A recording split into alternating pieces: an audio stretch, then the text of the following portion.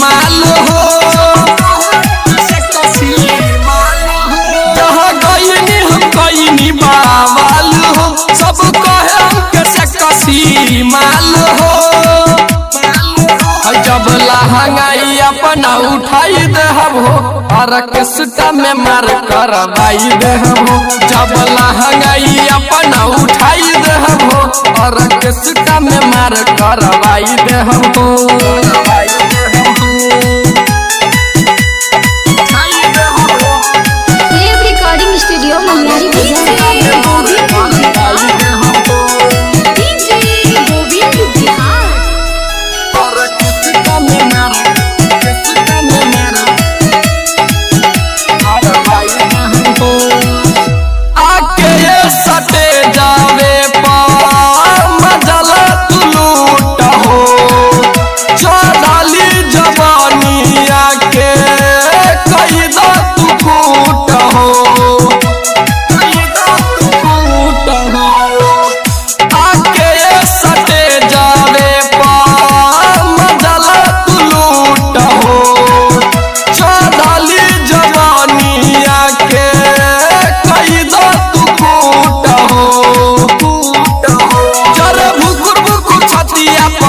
जल्दी हो जाई गरम महल हो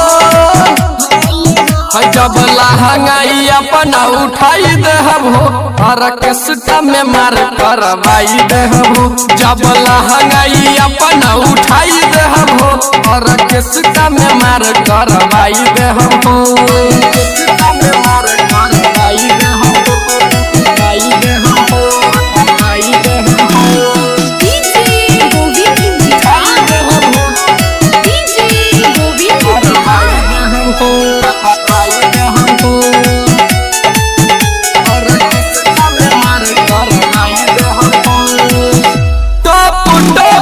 हमारा दहिया से घाम हो घाम चूहे वाला छेदा कई दो तू जाम हो टप टप चूहे हमारा दहिया से घाम हो